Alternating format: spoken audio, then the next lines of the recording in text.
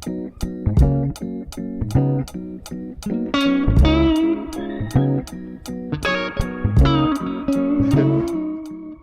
to the Upshot, multi-world disc golf podcast about the latest in the disc golf world. I'm the editor, Charlie Eisenhood. Joining me is Josh Mansfield. Josh, I decided to change things up a little bit. Hey, let me turn on my sign. There, it's a little dark in there, Charlie. No, it's normal. Oh, are you sure? I think so. Oh, okay. I'm having a hard time. I'm having a hard time seeing your face. No, but I mean, you can see me enough. What's with the change?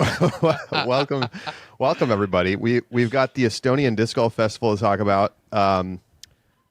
Perhaps you've noticed that Paul Ulibarri in the Tour Life podcast was sort of in the dark for the show this week.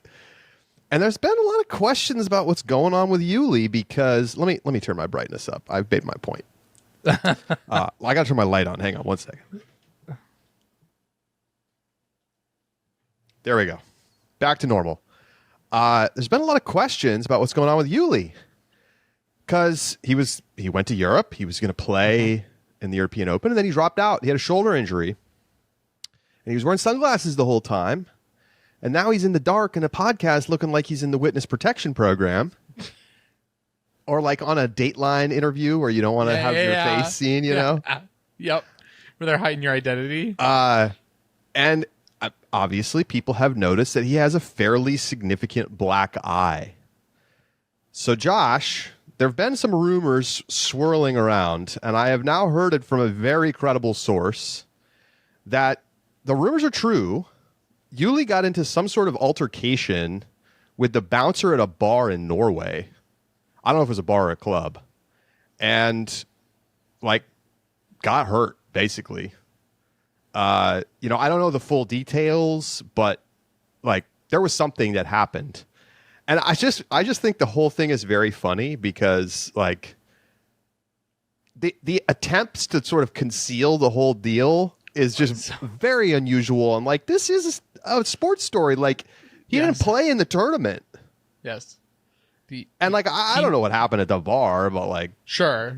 It's not that big of a deal. That's why I think the whole thing is so funny. So look, I don't have this firsthand, but the person who told me about this has very clear evidence, and I trust them. So, Uli cut the line. This is pure speculation at this point. Uli cut the line at a club and walked up, and he's like, "Do you know who I am? Do you know who I am?" And this bouncer just had no clue. Oh my goodness, man! Disc golf is so funny. All right. We got a lot to get to today. We're going to be joined by Gannon Buhr in just a little bit, and we're going to talk with Gannon about his big win at the European Open and just a lot of stories from that whole tournament. I mean, what an event it was.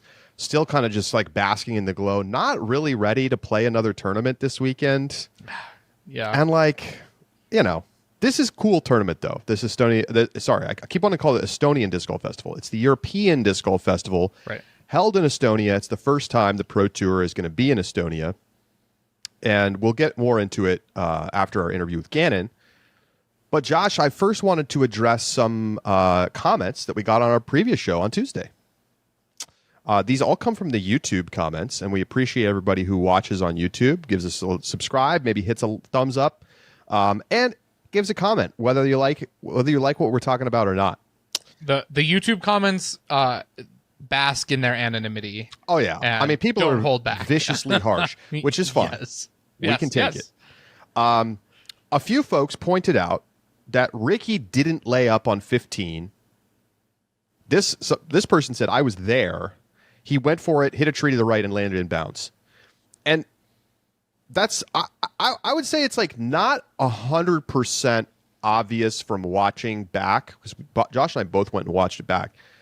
I wouldn't say it's 100% obvious that he was going for it, but I do think, given the fact that he used a faster disc and the trajectory of the shot over flipping and how high it was in the air, I agree. I think it wasn't a layup, and I think the commentators may have said it was a layup, but he just actually got lucky that it didn't go out of bounds. Yeah. I thought it was just a Heiser layup that had gone too long. I thought he was trying to push it a little bit closer because he had come up so short in the previous round, and so to me, I thought he was pushing the Heiser layup and catching the tree. But the fact that it flips up to flat makes me agree. Beyond flat. I mean, it right, and turns. It turned Yes. and then hit that tree on the right. He does not need to throw a layup that hard. No. It's unlikely. Very that unlikely. Was the case. I agree. Yeah, good correction there in the comments. Jack points out and says, I wanted to make the point that Kristen has been playing consistently below her average at every major this year and was able to get away with it this time. Kristen's event ratings at the majors so far. U.S. Women's 985. She finished 6th, lost by 10 strokes to Missy. Champions Cup 987. She finished 5th, lost by 3. And then European Open to Evelina, by the way. European Open 986, which she won by 1 stroke. Super resilient, this again from Jack, super resilient for Kristen to have a solid round 4, but ultimately it was Evelina and Silva that let it slip, not Kristen doing something incredible. He's not wrong.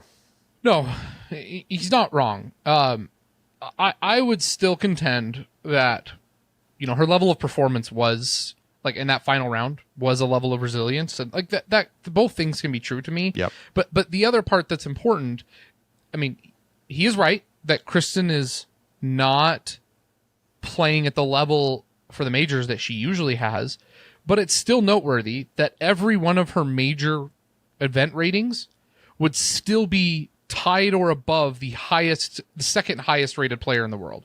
Owen Scoggins is second at 985. That means Kristen still shot a tournament better than the next best player in the world is rated. So it is a regression a little bit from where we are used to Kristen being, but it also still is a solid tournament that I think in a lot of cases over 4 rounds is going to continue to be competitive with the field that we have. I don't know. Like, the fact is, she lost by a comfortable margin both of the other majors when she shot basically the same rating. And you can say, well, ratings this, ratings that. And I hear that. Sure. No, you're right, though. But, you look back at what she did last year, let's go back even a year earlier. 1,007 at Worlds in 2022. Yep. 1,009 at Champions Cup, dominating. 1,000 at European Open 2023, dominating. 10-13 at Worlds, and she needed to shoot that good because Missy was rocking and rolling. I mean, Missy shot over 1,000 rated. Then, U.S. Women's, her kind of letdown tournament that she still won, 993. She has been, a full stroke worse at, on average per round at each of this year's majors than she was at last year's U.S. Women's. Yep. She's definitely been off the pace. And I think our assessment of this tournament is clouded a little bit by how good her first round was. But, like, basically her first and third round just offset each other. And how good her final round was. Yeah. What was it, like 10-12 rated? It was very good. Yeah. So, but I don't think you can argue that Silva and Evelina had the opportunity to win without even having to play lights out. Yes, that is correct. And Jack is correct on that point. All right. There were a lot of comments about our rules. Points about the time warning. By the way, we talked about this in much more detail in our rapid reacts of round 4. So we can get back into it a little bit here. But I just want to give the opposite side of the argument some shine here. Sure. Flicker Guy says, I think we, meaning Charlie, needs to dedicate some time to discuss your most consistent garbage take of don't ruin the moment by enforcing the rules.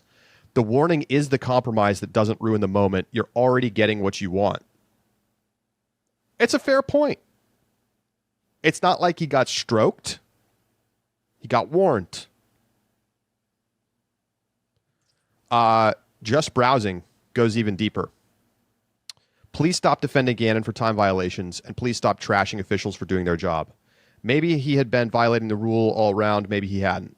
If he had, the official was probably trying not to be too harsh and see if it was a repeating problem. Gannon is consistently the one violating time rules and probably the most common player to be called for it. It's his fault. Also, it was only a warning. Please stop saying you support enforcing the rule, but then saying, oh, but not at this point in the round, not when it's important. You can't have a rule like that where you expect officials to ignore the rule in subjective instances where you feel the rule shouldn't apply. Everyone said we need marshals. We can't expect players to make the calls. Then they literally get marshals out there, and every time they call, the worst offenders, you not only say it's a terrible call when they enforce the rule, but you go full 180 and say when it's important, or maybe adds to the drama for the viewer, they shouldn't make the call. The players on the card should. You've got to be kidding me. What if Ricky had called it? You'd still hate the call.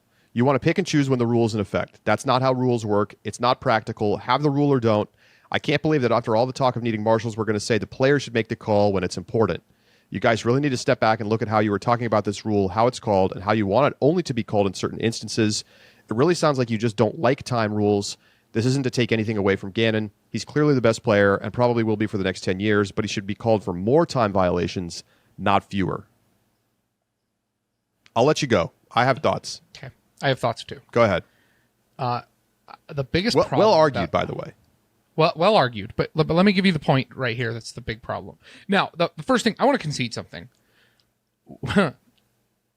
Just Browsing, the one who made that last comment, is kind of right about the subjectivity of these rules and how we wish that there was a way to properly articulate the way that pace of play should be governed that does not compromise the drama and like moment of golf and the competitive nature of it, but also doesn't allow for 4.5 or 5 hour rounds and backups that lead to 20 minutes of dead air on DGN, right? Like, they are correct that in my dream world, it is a subjective one that I don't really know how it's properly enforced.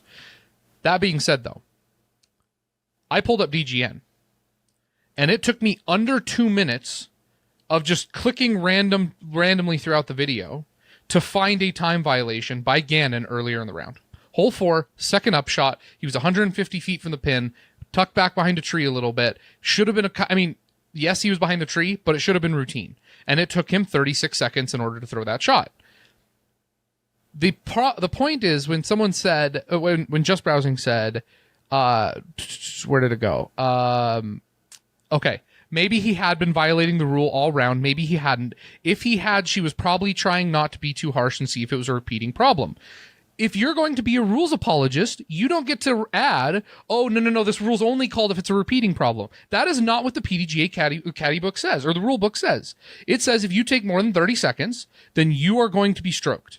Or given a warning first and then stroked. So you don't get to come in and then say and be an apologist and be like, well, we need to make sure he's doing it all round first, which is why it has to be called later in the round. That's not what the rule says. He should have been warned on hole 4 on a routine upshot that would have changed his behavior for the rest of the round. And come on, to see if it was a repeating problem with Gannon Buhr, of course it was going to be a repeating problem.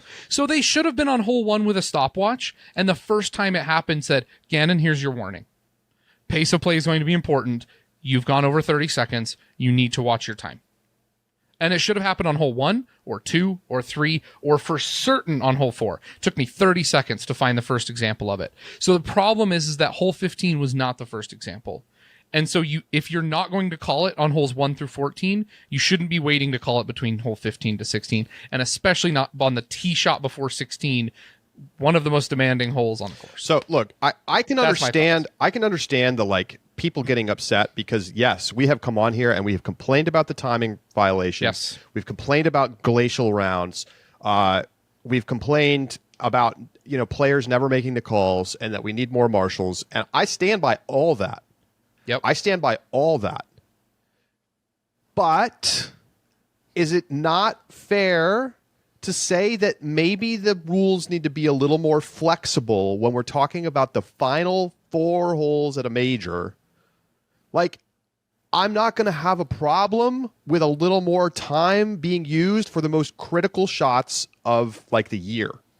Mm-hmm. And call me, I would say the same thing about the National Basketball Association, about the National Football League, about the National... What the hell is NHL? National Hockey League? Hockey League. I don't watch NHL, obviously. I don't want officials deciding games with calls late in games. Mm-hmm. Now, I'm not saying never call anything, but like, I'm okay with the fact that there's fewer whistles at the ends of games, and that you're less likely to get a little touch foul called when there's 5 seconds left and you're throwing up a prayer. That's just, I think we all have collectively agreed that that's okay. Mm-hmm. Now, if it's an egregious violation, I'm good with the call. Yes. But Gannon didn't take 90 seconds for his shot on 15. He took 44 seconds. I clocked it. Is it technically a rule violation? Yes, of course it is. And if you want to be a stickler and you want to say every time there's a time violation, they should call it every time. Mm-hmm. I have no problem with that stance. I don't really agree because I don't want the round outcome to be affected only at the very end of the tournament when shots are most important, when players are really thinking a little bit harder about their shots and it's a big pressure spot and there's 5,000 people watching. I think I can accept as a fan that those moments are going to take a little bit longer. Now, if it's egregious, call it. And ultimately, it is true, it was only a warning. And if you want to give the warning and then never call the second violation, then really I can't complain about that. I just felt like the timing of the call for, I believe, the first time in the tournament wasn't appropriate because I want to just see that things play out. So I think this will just be simply something that people disagree about, that like some people want it called all the time, and it may have to do with how you feel about Gannon Buhr as a player. Sure. But like, we're not really... The reason I want time violations enforced and called and like more marshals, and I think that things have improved dramatically on this front this year, is because we want the pace of play to be good. And it's gotten better. Like Gannon getting called for this stuff over the course of the last 18 months has made him a faster player. He used to be brutally bad. I called around with him and another, I forget who the other player was, another slow player on a card. Some middle of the country tournament that I don't even really remember, like Mid-America Open or something, some silver, and it was brutal. I mean, it was brutal. And like, that's when I remember it came on the podcast and I was big mad about it because it was taking like 90 seconds for every shot. I mean, it was just brutal. Right. So I don't know. To me, I can understand that there is a like slight subjectivity to official decision making when it comes to these things. So ultimately, though, I completely agree. It was only a warning. That shouldn't be a problem. A warning is not a stroke. The other thing I would add too, though, is like, what's the point of the warning? To fix the problem, right? To get you to speed up. So if we care so much about keeping the time violations reduced and not happening, like why wait so long after it's already happened a dozen times? I don't know, fix Josh. It early. Like I think you'd have to go back and actually like clock every shot and decide, like, you know, if you never went over 40 seconds, like you're not it's like when you're speeding, right? If you're in a 45 and you're going 52, you're probably not going to get a ticket. In fact, I would say when I'm on the highway, I drive 9 over always. Because I know I'm not going to get a ticket, but I'm going with the flow. That's great. And so if you're well, you live in Idaho, the speed limits are probably like 90 there. It's 80. Yeah. So like to be honest, at night on an 80 speed limit, I'm going like 95 for sure. Oh my, yeah. Okay. For sure. My point is that you're not necessarily going to feel like you need to give a warning for a 32-second time situation because you're not even going to check your clock as long as it feels like, you know, the shot's happening. 45 seconds you start to feel the, like, his second chalk bag thing, you know. And we'll ask Gannon about this whole situation and what he thinks of it. So the first time he does it and goes over 40 seconds, you're like, wow, that was a long time. And then you grab the stopwatch because you can't time post-act, like, but you know, you can't reactively be like, oh wow, this is taking a long time, and then grab your stopwatch. So you have to have the first indication. And listen, if I need to go back and watch the entire European Open again, final round, and clock Gannon's shots to see how many times he does it, so be it. But the NBA shot clock doesn't say, oh well, you know, you're only a second and a half over the shot clock, so we're okay with it. Okay, but if you're gonna say that you need to have super tight calls and then complain when they make a call. Can you? I feel like you're trying to have it both ways. But my point is that like people are like, well, there should be no subjectivity, right? And they're beating us about the subjectivity part. So take your argument to the logical conclusion. Call it the first time it happens. Yeah. Walk up on hole 1 with a marshal, hold out your stopwatch, and start timing players. Everyone and should the have first a time Nico they stopwatch. Everyone should have a Nico stopwatch, right? Like take this argument to its logical conclusion, and that's what it is. And that's why I don't agree. But it's all right. We can disagree. Can I still buy a Nico stopwatch? I feel like we I'm both going to his need Nico website. stopwatches. Oh no, he doesn't have it anymore. Shoot Nico a message. Nico, Maybe he'll dog, send you one. I need a stopwatch. If anybody has a Nico stopwatch, I'll buy it off you. Just message me. I want one on my wall.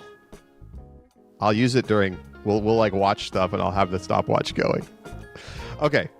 We're gonna take a break. When we come back, Gannon Buhr, winner of the European Open, joins us. And after that, we'll talk European Disc Golf Festival. Stay with us. It's the Upshot.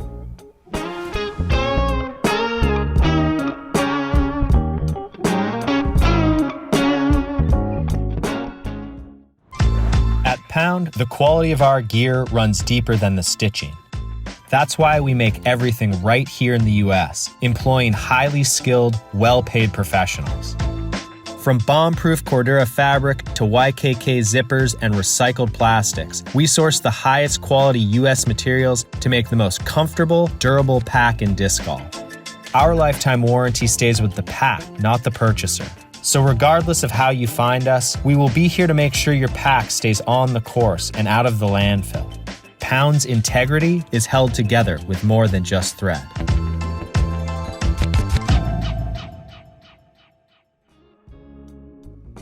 Why spend more of your hard-earned money when you can get affordable, high-quality CBD straight from the farm? Today's show is sponsored by Sunset Lake CBD, a Vermont hemp farm creating CBD products designed to help you relax and decompress at the end of the day. They've got everything you need to kick back available on their website. Smokables, edibles, hemp-derived THC, coffee, even CBD for your pets.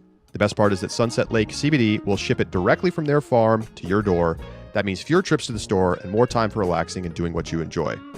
Just got a box of Sunset Lake CBD products myself. I'm looking forward to trying out when I go to Australia this year. I got to take some of my melatonin CBD sleep gummies with me because 12-hour time shift, not good for the body, and I'm going to need to get that sleep. So I'm looking forward to using that. I've used them here in New York, and they're great. It makes me sleep like a champ. Sunset Lake is offering Upshot listeners 20% off all orders. All you have to do is visit sunsetlakecbd.com and use code UPSHOT at checkout. That's code UPSHOT at sunsetlakecbd.com. Sunset Lake CBD, farmer-owned, Vermont-grown.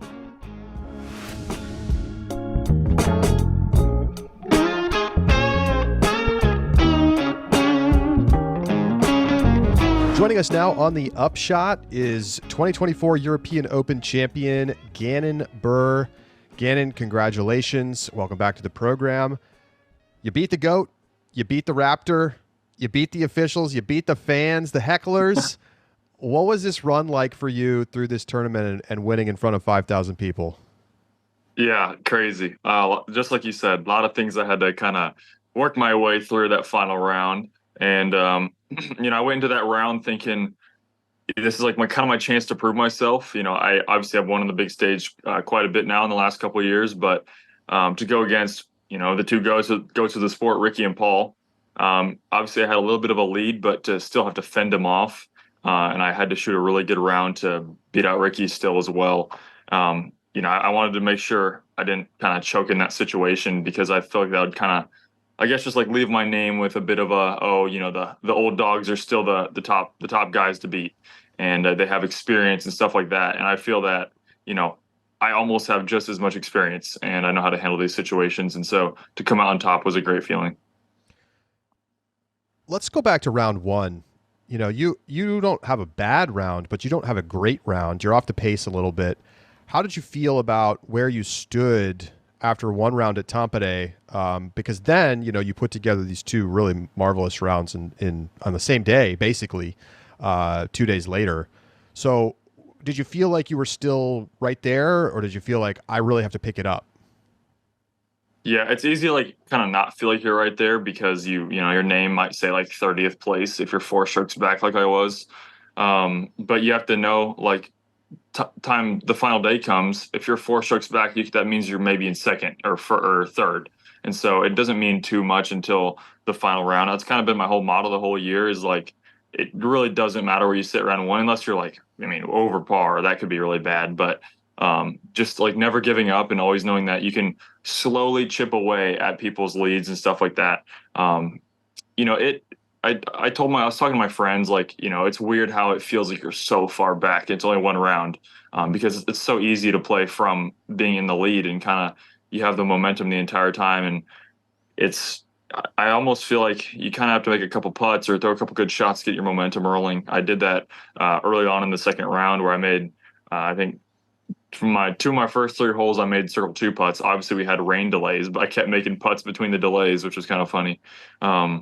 But we had to come back in the morning, and I've never played good in the morning ever before. And so I wanted to make a really good effort to get some good sleep that night and wake up ready. Did you change anything about how you prepared besides more sleep to try to get up and play well, considering that it was a major? Uh, not not really. I mean, I give every tournament my all pretty much. Obviously, you could probably say I give majors a little more effort just because they do mean a little bit more. But yeah, I try to just make sure my brain was ready in the morning. I just got my blood flowing, just did a couple little exercises and stuff like that to make sure I have no brain fog. Obviously, it's still super tough in the morning.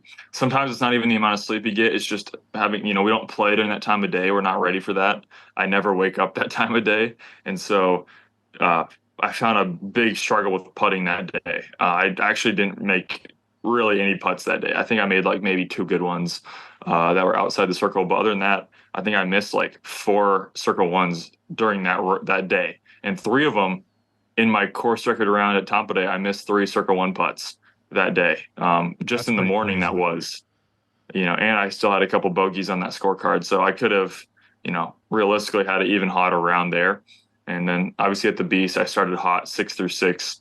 I had a stretch of holes in the middle there where I had 10 birdies in a row for the tournament, finished with 4 at Tampere, and then got 6 in a row at the Beast. That was kind of like one of those things where it's very sneaky, but it hits hard in terms of where your score is at and how it reflects toward the field. It feels like you've been doing that a bunch this year, like just relentless birdie streaks that either win you a tournament or at least pull you all the way back into the conversation. Do you feel like you enter like a flow state in these situations, or is this just like you're good, so randomly sometimes you're going to get a lot of birdies in a row? Usually that happens when my tee shots feel good. I know I was looking at my stats kind of for the season so far, and I'm leading every throwing stat pretty much. And so when my throwing's on, and like, what's been good this year is when my throwing's off, I still am throwing pretty good. But when my throwing feels good, I can throw it pretty much wherever I want. Obviously, short shots are still a little bit of a problem, but we're getting so far down the fairway. I can usually use my forehand to my advantage, and it's a little easier to control the distance for myself on a forehand shot. And yeah, I mean, when my throwing's on, it feels like I can birdie I can birdie every hole in the course pretty much. And it just kind of depends on if you're going to do that or not. But when you get in that flow state, it's the gaps open up. They just seem bigger. You don't even focus on where the mistake is. You just focus on what you're trying to do, and then you're usually able to execute that. Now, looking at the final round, I mean, you come out, you birdie 7 of the front 9, and yet you haven't really gained any ground on Rick. And then you get the 2-shot swing on 10. Do you feel like you got unlucky on 10, or did you miss your upshot? I definitely could have thrown it better, but I do think it was a little bit unlucky. Most of those shots roll right into the hillside. And, if you roll, you don't get up and roll that far, that fast, OB. It was kind enough for it to settle, good 2 feet over the OB line. But, I probably, in that situation, the one mistake you can't do is hang it too far outright and then never cross. Or, I mean, really just throw an OB anywhere left and right. That's kind of all you're thinking about. You don't think too much of the long OB. And I end up throwing an overstable mid MD5. I actually really liked it out of my hand. It felt really good.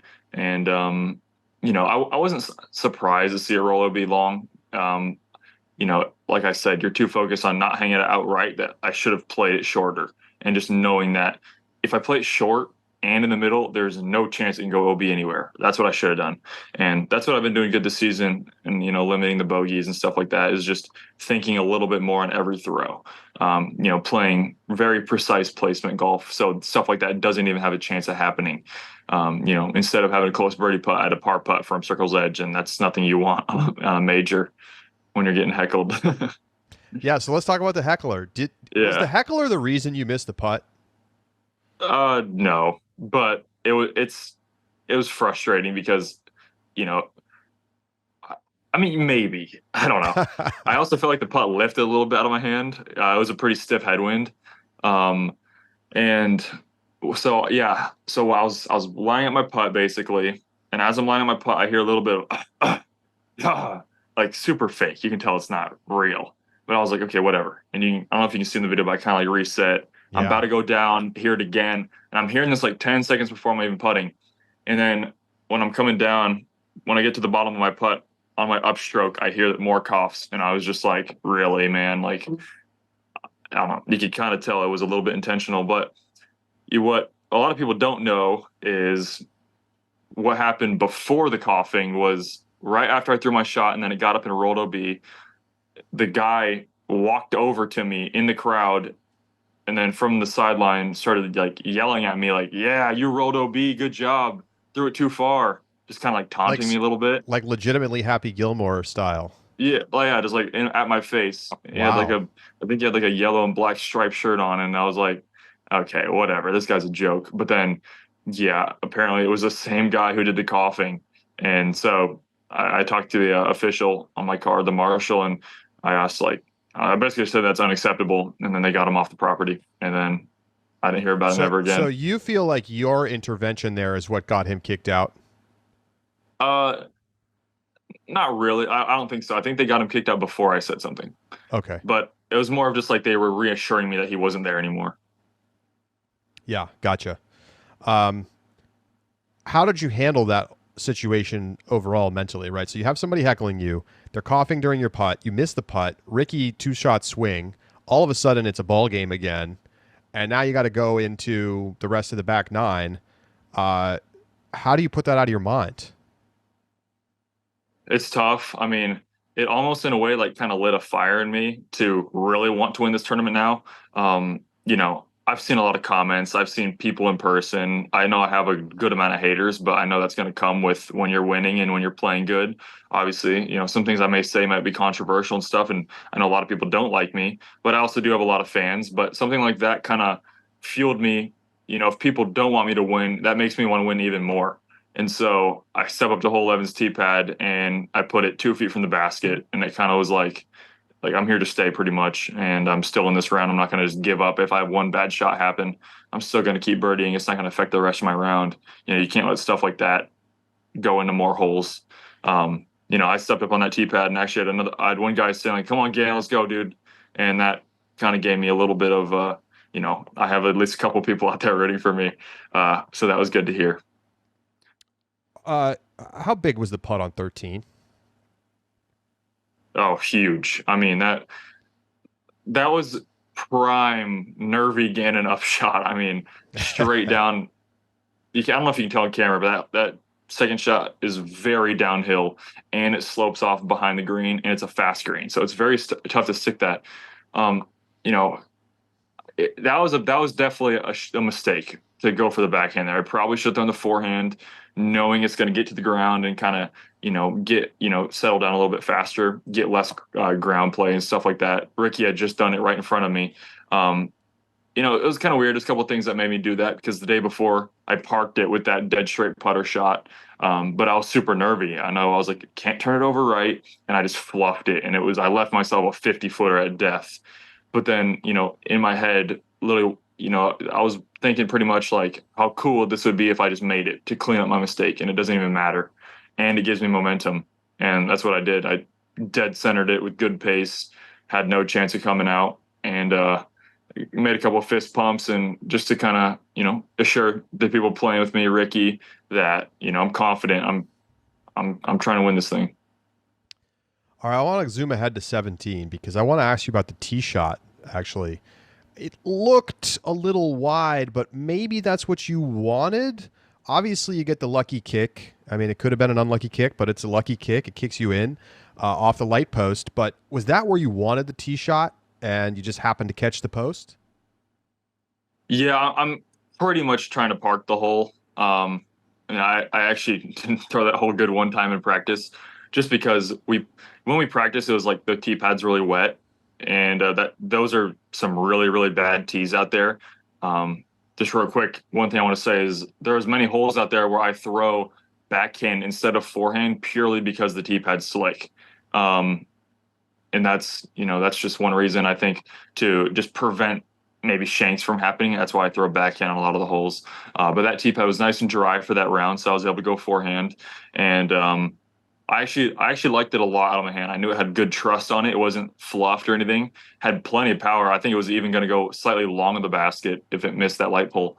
I've heard some people kind of talk about, it was a super lucky kick, or it was even an unlucky kick to hit the light pole, or like, if it would have been OB no matter what. Well, I can tell you 100% that it was at least hitting in bounds about 6 feet above the line, 100%. Especially if you watch the coverage back, you can tell it's swinging and hard. Now the question is, does it stick or not? You never know. I'd say it's pretty much a 50-50 ball. You'd flip a coin if it sticks or not. Ricky's did stick. The slope of the hill is a very similar grade the entire way, and so it's just about if it would have, stuck or not. And obviously hit the light pole, stayed in bounds, but gave me a little bit of a longer putt. I don't think I've ever been so nervous on a putt before. Hole 10's green is right behind the basket pretty much. So I'm kind of thinking about that too. And I missed that one high. I had a head one on that putt. I had a head one on this putt as well. And so, I want to make sure I don't sail it over the basket. I actually thought I made the putt when it left my hand. I thought it barely squeaked over the cage, and it just hit the top nub pretty much. And then when it rolled OB, I just literally could not believe it, because like before my eyes, I'm like, there's no way I lose this now. Like, I worked so hard to stay in it and battle through adversity, and to have that happen was like just mind boggling to me. I couldn't believe it. Just kept my head in the game, made that 25 footer up the hill with a left to right wind, which is my least favorite wind. Assured me, I don't want to show any nerves to Ricky because he'll take advantage of it. And then obviously moving into 18, I had to play the hole well to get the win. When Ricky threw his shot, because he went first, and you saw where he landed, did you have a sense of like he's going to be in a tough spot, or was it hard to tell from the tee? I mean, not that it really affects your decision at all, but. Yeah, for sure. My game plan wasn't going to change no matter what he did. Maybe slightly if he threw a super aggressive shot, but I know that's not what he does on that hole. I saw him get that skip and then skip just in front of that tree, but it was going to be in his run-up. So I knew for a fact, if I put this in a good spot, I 100% have the advantage. And it's very big to know what he does. That way I know what to do. So I wanted to get further down the fairway. And, you can say it's an aggressive shot, but for me, it's a pretty easy shot, just a driver flex. I don't really think too hard about that because it's like my most comfortable angle. And I threw a PD2, so it can't really go too far. And so, I don't know, the landing zone is a lot bigger than it looks like for me because it's just it's slowing down. The pace control is pretty easy for me. Obviously the other tough part was getting that time warning on 15. I don't know how I glossed over that, but we can discuss it now. We can talk about that, but that was, I actually was on the tee pad at 18, and there was a biker coming down my right side, had nothing to do with the disc golf tournament. He had no idea. And I look over, I'm like, hey, can you get this guy to stop? But then at the same time, I know that in the rules, you can't stop for distractions unless they're literally on the fairway. Yeah, they changed that. So I had to just rush my shot and throw it because I was scared. I don't want to get stroked. Obviously I threw it in a very good spot.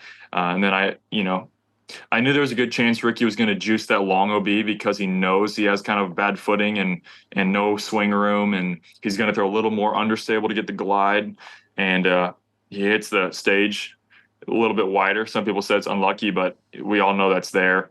And it just drops OB pretty much. And at that point, the first thought that came to my head was throw MD5 layup forehand and then just putt up for the win. But then I'm like, Ricky's 40 feet. I can't give him that because he loves those moments. I can't just no opportunity. Yeah. And it'd be cooler if I just sealed it right then. And so I had 290. You know, all you got to think about is I've done this so many times. I've had upshots for wins that you have to commit, very similar to my USTGC one where I had to park it to get the win because Nicholas had just put that pressure on me.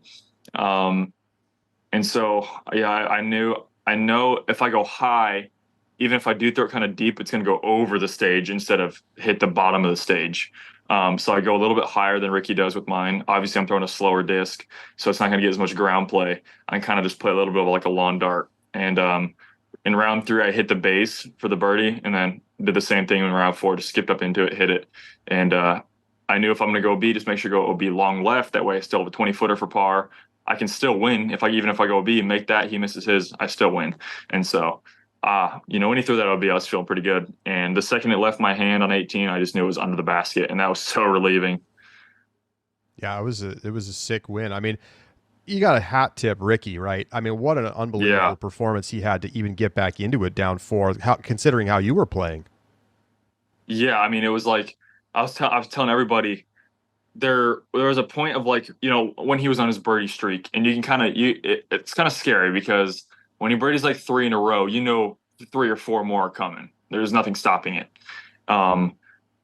He just plays with such feel. He doesn't think too much when he plays, and when he gets that feel right, he's just automatic. And like I said, just doesn't think, and he just parks everything pretty much, or he makes a big putt if he doesn't throw a good shot.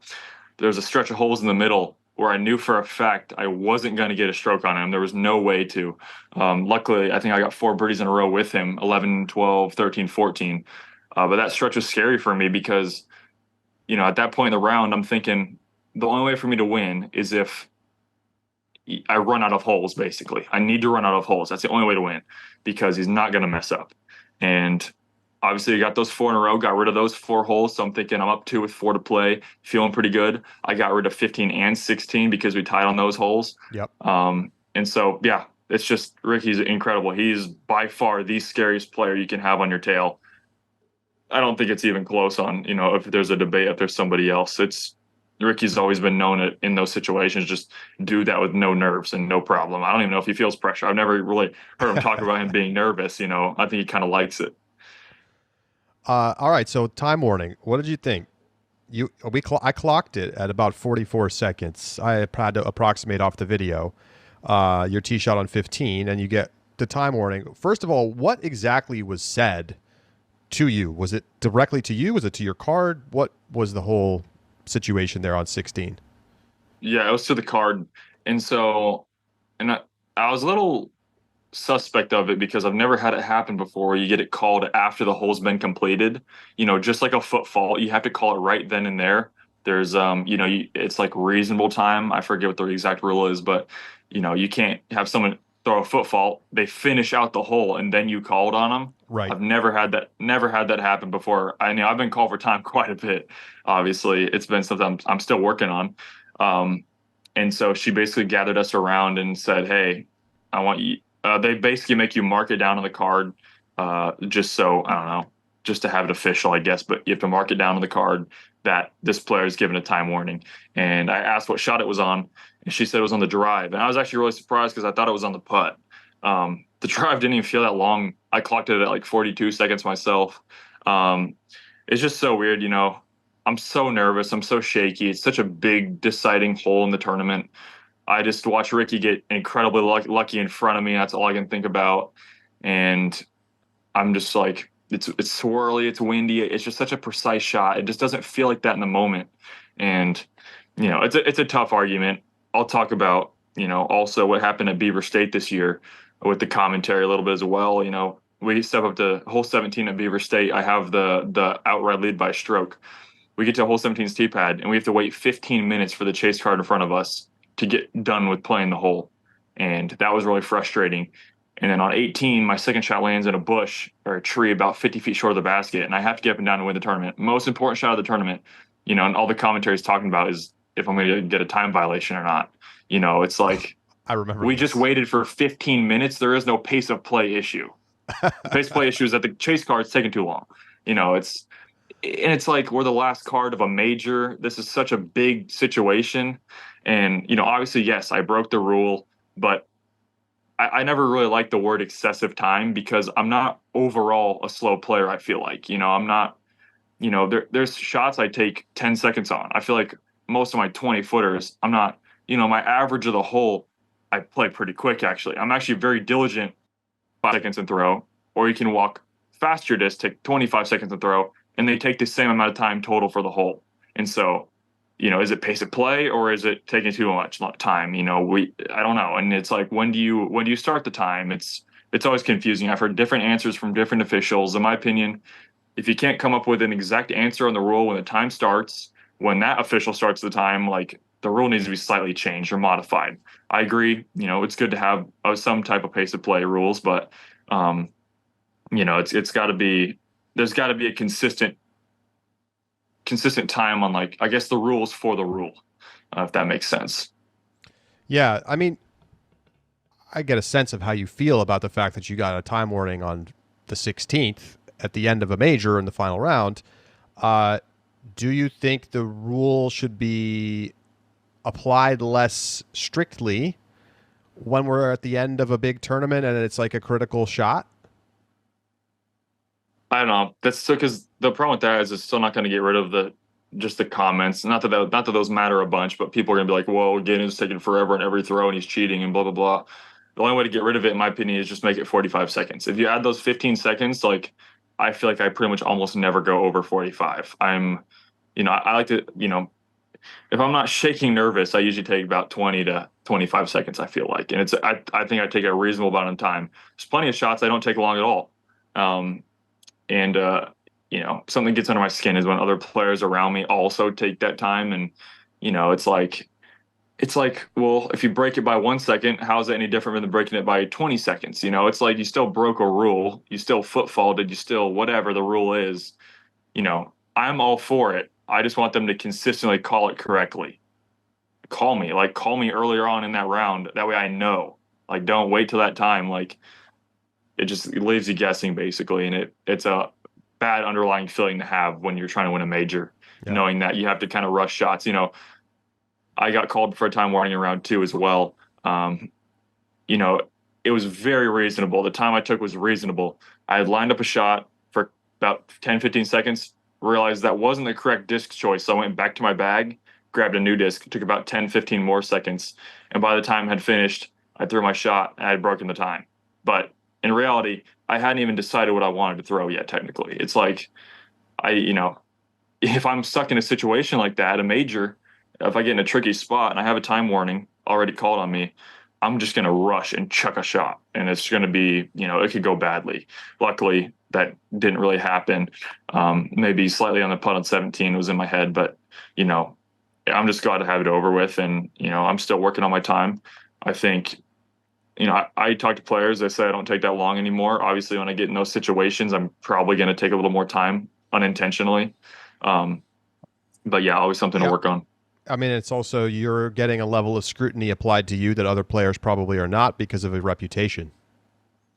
Yeah. It's like, that's one thing I don't like is even just like 2 years ago, I was much slower and now I'm not even close to as slow. The problem is, like I said, when players on my card don't get called, but I do, and we both break the rule. And it's, luckily it actually did happen. I had another player on my card get called in round 3 for time, along with myself on back-to-back holes.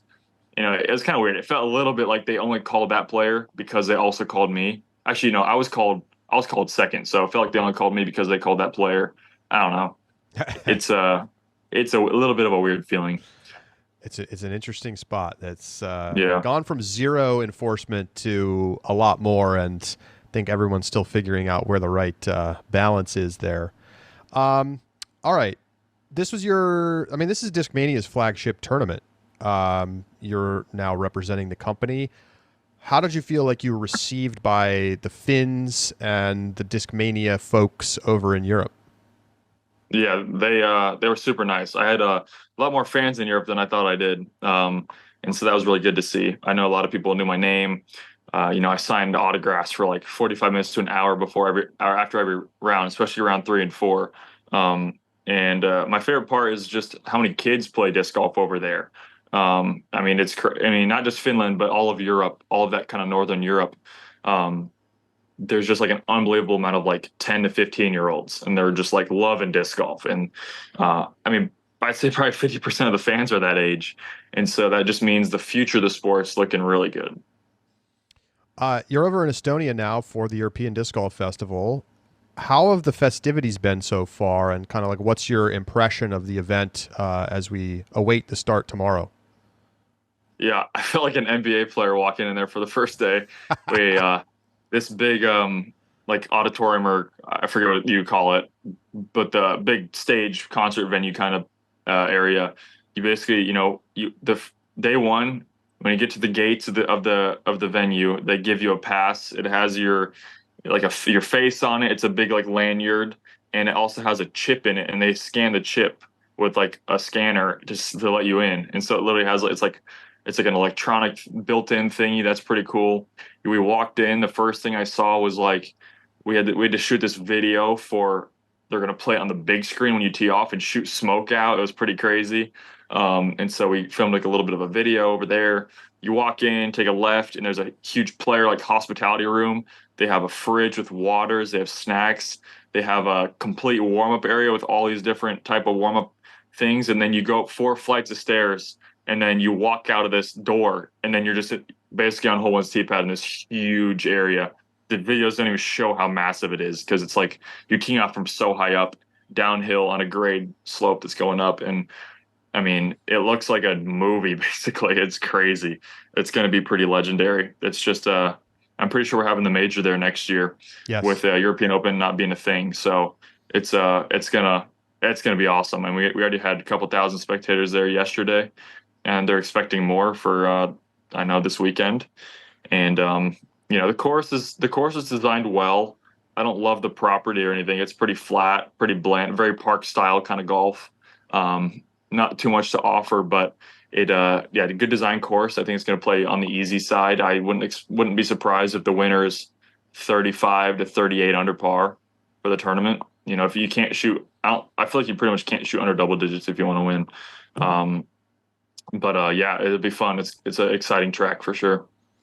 Looking ahead to next year's Worlds, obviously it's got to give you some confidence considering how you played on these courses, and Tampere for the first time.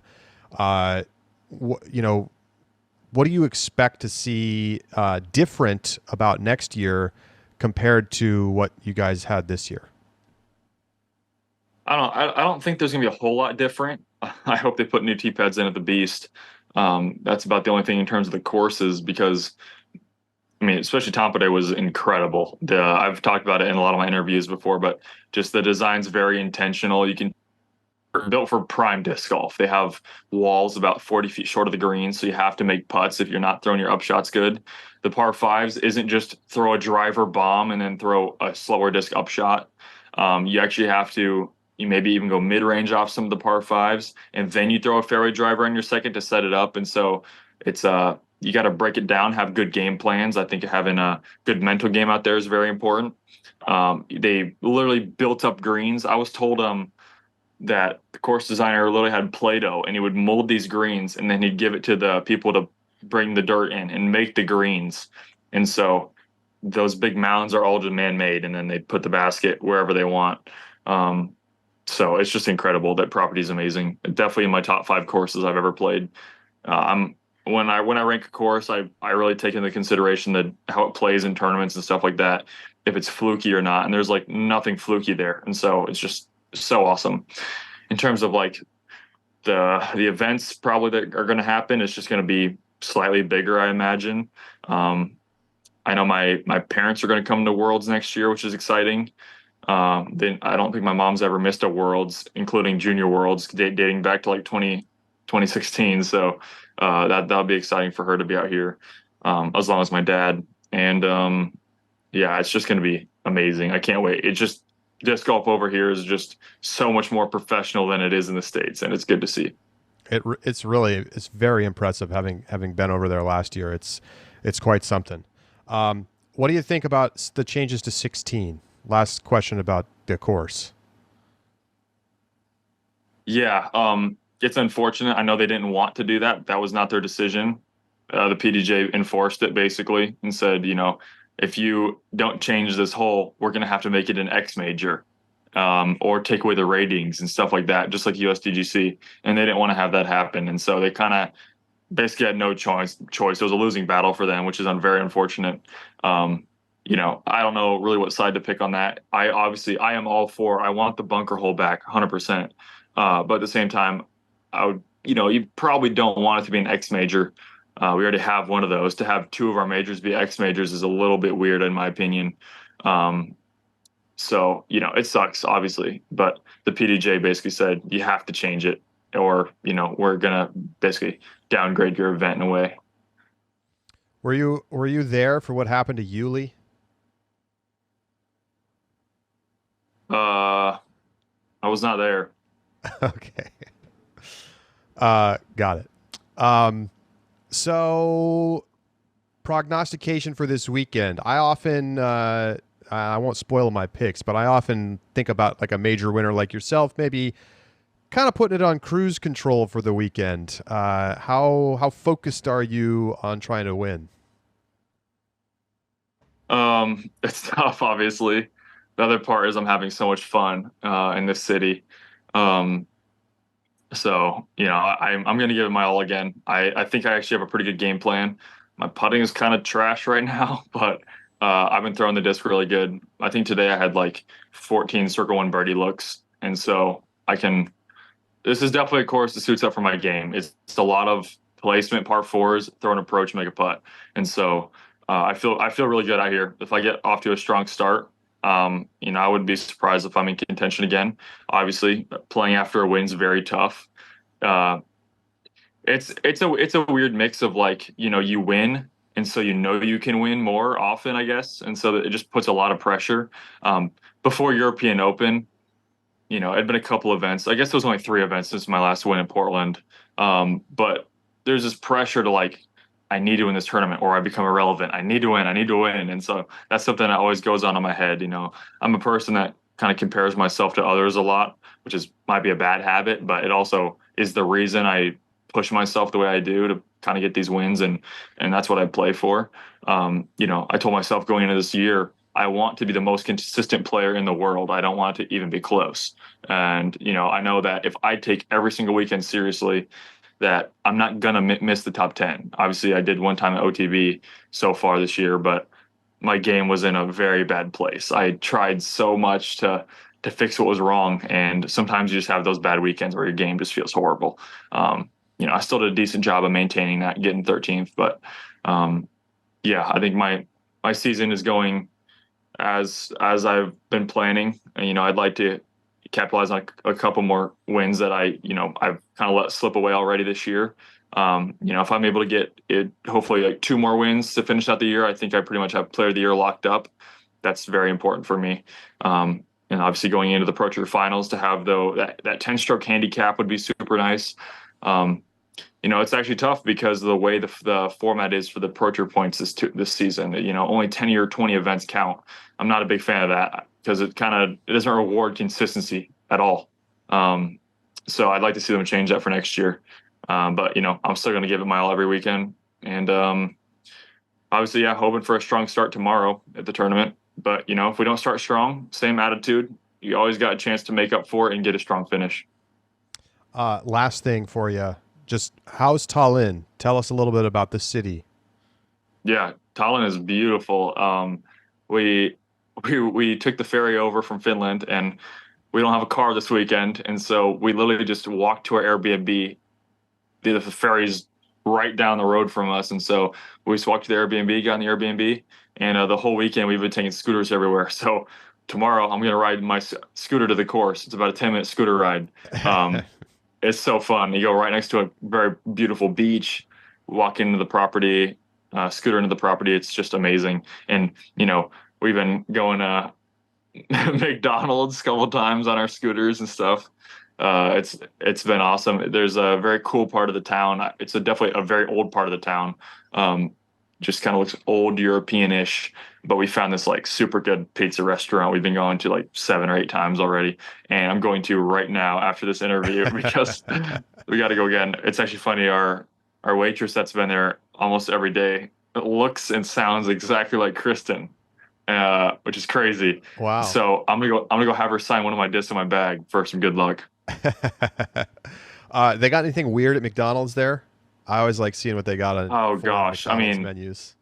I had to take a picture of it because it literally looked like a bakery. They had like all these different types of pies and all these pastries and just so much. Like it looks like a real restaurant. It doesn't actually look like in the U.S. It's just garbage. I still have yet to get a bad chicken McNugget. It's not possible out here. You get every McNugget's perfect, and so all the food's always fresh. The menu's like twice the size. It's just crazy, and yeah, it's been so fun, and I'm glad I came to Europe this year. I'll be back next year, obviously, and I might spend a little more time in Europe, depending on what they make pro tours and not. Awesome. Well, Gannon, good luck this weekend. Congrats once again on the win, and we'll see you back in the States in a few weeks. Thank you. Gannon Buhr with us here on the Upshot. We'll be right back.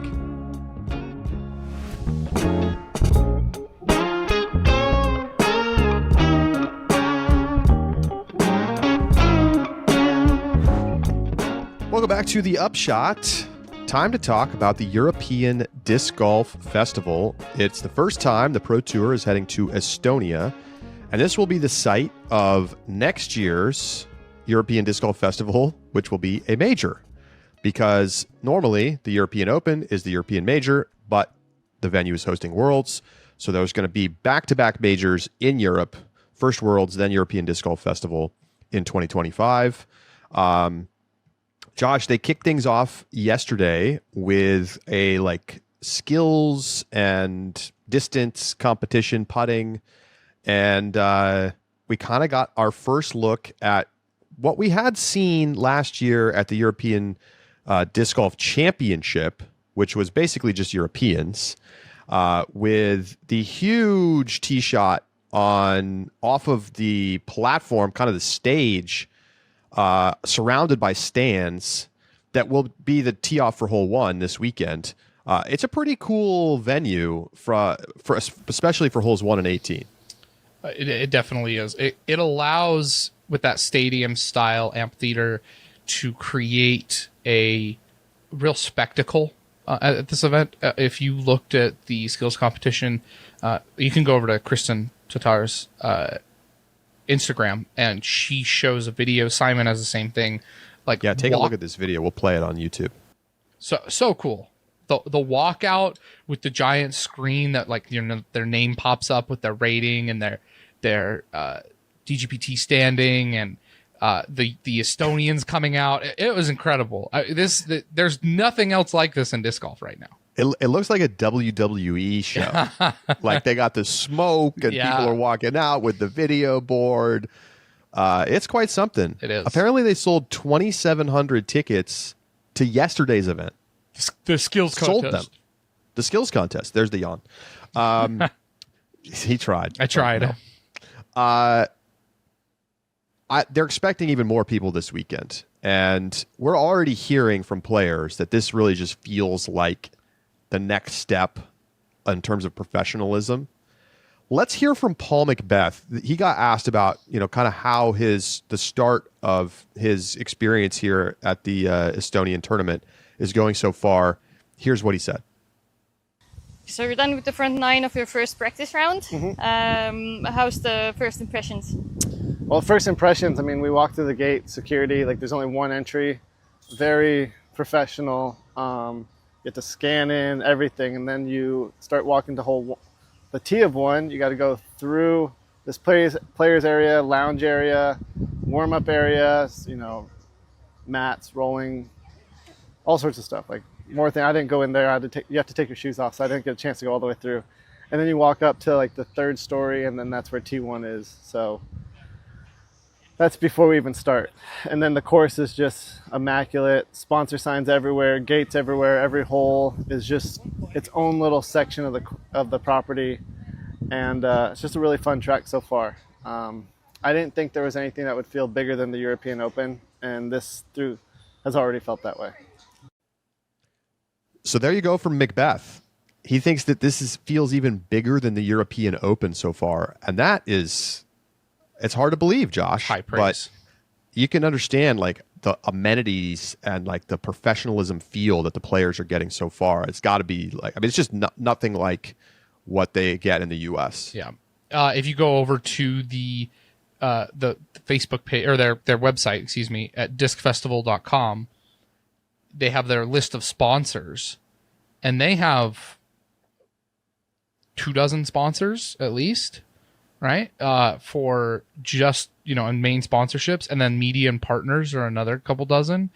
It is, and it's like brands like they've got Milwaukee, they've got John Deere, CoolBet looks like it's the title sponsor, which I assume is a betting platform. And that's a gambling company for sure. Yeah, definitely. But you got Nike, you've got you have brands that are recognizable non-endemic sponsors. Yeah, AMD. Yeah, microprocessor company, car companies, watch company, booze, like a little of everything. You got to go way, way down at the very bottom. You see Prodigy.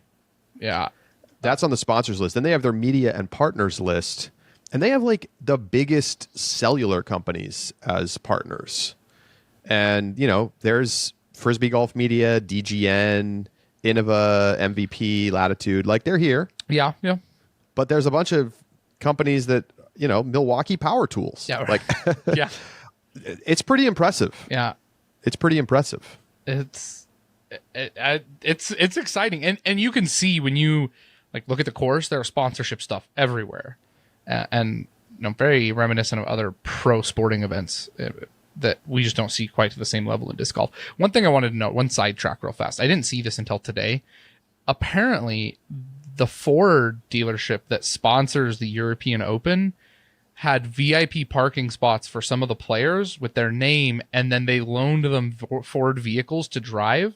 And so they had the vehicle that player, it was like Nicholas Antila, and then the Ford Raptor, and then he had a Raptor to drive around.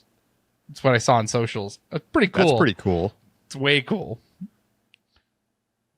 Does Ford sell a lot of vehicles in Finland?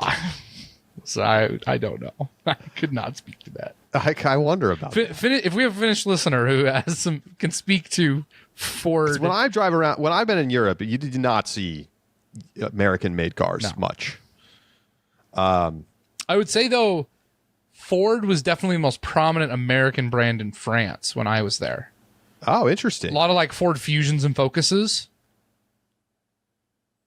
Okay. So, but Ford Raptor? No, I think Nicholas is driving the only Ford Raptor on the European continent. Interesting note about this venue for the European Disc Golf Festival. The Estonian Song Festival is held here. It's one of the largest choral events in the world. It's held every 5 years in July, and it has more than 30,000 singers performing to an audience of 80,000. Take a look at this picture if you're on YouTube. I mean, this place gets packed. Yeah.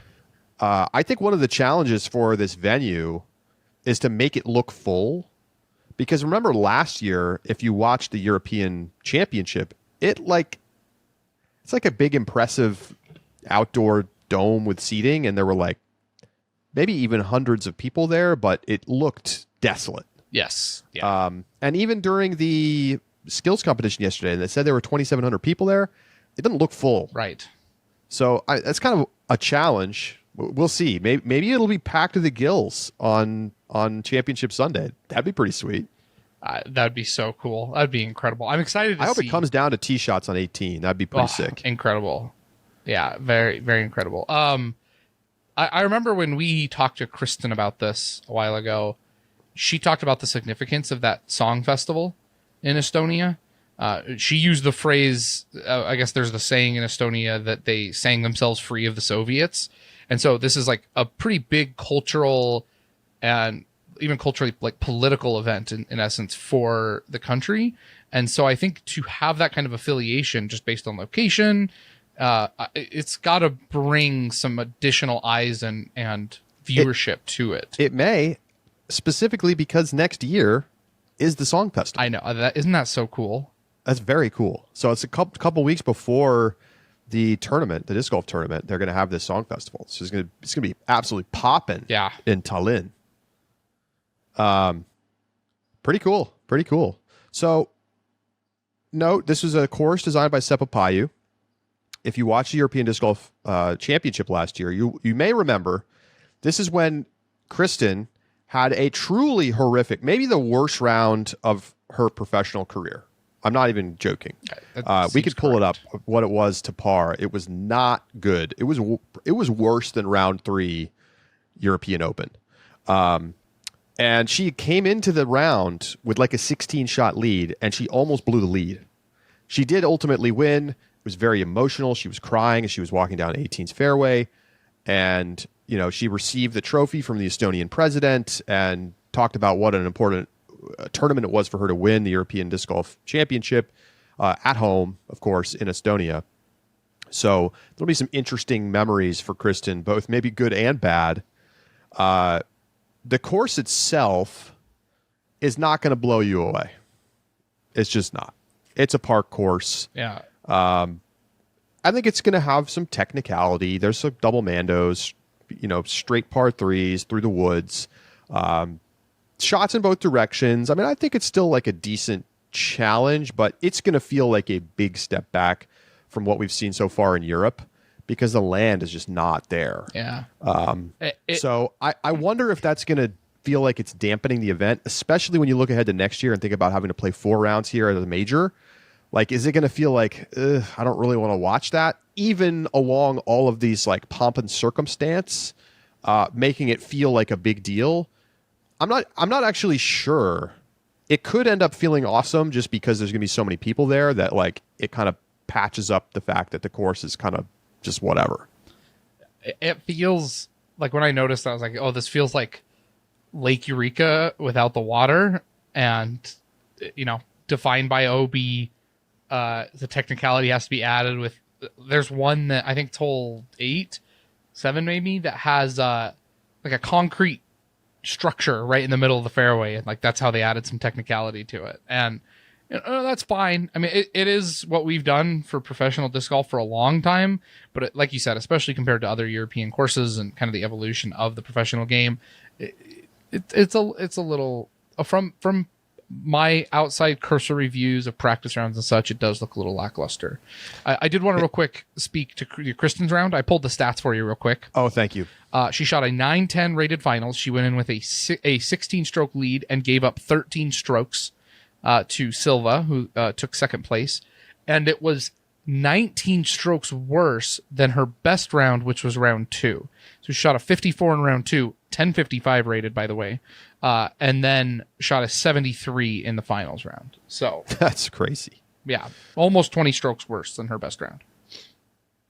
Yeah, that's crazy. And to par, that was 8 over. What was her round rating on the... So I said it was worse than the European Open. Her round rating on that round 3, was actually 906. So technically worse. Technically worse this weekend. But I have to say, that course beast is much harder than this course. Absolutely. So I don't know. By rating, almost the same, but European slightly worse. I do think that, playing with a 16-shot lead, you're kind of like phoning it in a little bit. Yeah. It's crazy she almost lost. It is. All right. Yeah. Hampton emailed, said, I'm a subscriber, but decided to email for the first time. Thanks for emailing. Welcome, Hampton. Welcome. Yeah, I'm glad to have an email from you. Yeah, we got a bunch of new folks in the Discord this week, too. It was awesome. He said, this course just feels like a major regression in course design when compared to the other European courses. I'm already worried for the European major next year. This has potential to be the worst course on tour. I don't know. We'll see. It's not special. That's for sure. I'm willing to wait and see, though. I am too. Yeah. I have to be honest. I really don't care what happens at this tournament. Like, Gannon's going to phone it in. Kristen maybe will be a little more focused because she's playing at home.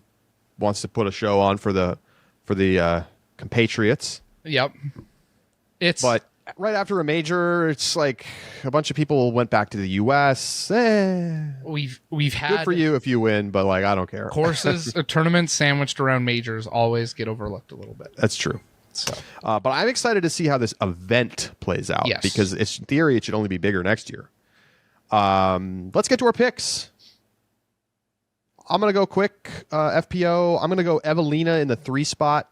I'm actually going to take Kristen to finish second. I've got Silva winning this tournament. Silva's a lot better than she was a year ago. That is true. When she finished second here. And I just think Kristen is probably going to be a little foot off the gassy. I mean, I know that what I just said, but I just think Silva's coming out for that revenge tournament. Katie Alsalu in 3rd. I thought about going fully Estonian podium. That would be nice. But I did give Silva the nod in 2nd. Kristen to win. I think being at home, first Disc Golf Pro Tour event ever in the country of Estonia. I think Kristen's going to be there for... I feel like I'm just giving away points here. It's by okay. picking It's okay. Kristen, but It's okay. you know what? I want to let people have a chance. That's right. That's right. You're doing a community service here. Who you got for MPO? Nicholas Antila in the 3, Ricky Wysocki in the 2. And, you know, Charlie, when we were making picks, you were asking just like to yourself, who shreds at park courses? I'll tell you shreds at park courses. Kyle Klein. Give him to me for the win here. I like it. I'm going. I'm gonna go a little crazy here with my final podium spot. Dennis Augustin. Yes. Okay. Dennis Augustin. He Played. is rated 10-15. He's not even in the top 25 players in rating at this tournament, but he won the European Disc Golf Championship last year by 10 strokes, averaging over 1060. Horses for courses, baby. Let's do it again, Dennis. Get out there, shred, baby. One note real quick. Jesse Niemanen, Lauri Lettinen, Albert Tom, Nicholas Antila, Mauri Vilman, Vino Makala, Jakub Semerad, and Linus Carlson all were in the field at that tournament. Yeah, it was a legit win. Yes. And he won by 10 Won by shots. 10 strokes. Yeah. Like, that doesn't happen anymore on tour. Yeah. He went crazy. So, I don't know. Was it a flash in the pan? I guess we'll see. Possibly, but I like the pick. I'm gonna give him a shout. I got Ricky in the 2 spot. He's just on fire right now. Even Josh puts him on the podium. Well, I said he'd have a nice European stretch. I've got Calvin Heimberg winning it. I think we're going to see bounce back Calvin. He played great at the Beast. This is a course that's going to suit his game really well. This is not Tampere. Mm-hmm. And I think he's going to show us that last week was a fluke, which is basically my point in last week's Burning Question segment, last week being Tuesday. And so I got Vinny getting another one. Been a long week, Charlie. I don't know what's going on anymore, man. Okay. We got picks. We got the course ready to roll. It's only 8,800 feet for MPO, by the way. Yeah, pretty sure. There's a lot of sameness on this course. It's flat. The tee shots on 1 and 18 are very cool. Incredible. Yeah, should be fun, and hopefully there's just a zillion people there, and we just get that big feel, even if the course doesn't support the same hype. Charlie, I can't speak to it because I truly don't watch enough of it. But one hole is enough to make the Wastewater Management Open a famous tournament. All you need is one, and this one's got 2. So I think that's enough to that this could be very exciting still. I'm looking forward to it. The timing of these rounds is just awesome. Getting up, turning it on, it's great. Yeah. I really want to go to Tallinn too. I was hoping to go when I was in Europe last year, but didn't quite have time. So you got to go next year. Go to Worlds, go to the music festival, and then go to the European Championship. I hope I get the chance. That'd be cool. cool. I get the chance. That'd be really cool. Be a cool trip. All right. Thank you so much, everybody, for tuning in. We appreciate it. We will be back with you on Sunday for a Rapid Reacts following the European Disc Golf Festival. And we'll break down everything, the course, the event, the winners. And it's so much fun. You can join the Discord. All you got to do, become a Ultiworld Disc Golf subscriber. discgolf.ultiworld.com/subscribe. It's less than $4 a month. Come on. Join up. It's time. And we'll talk to you next Tuesday on the main show right here on the Upshot.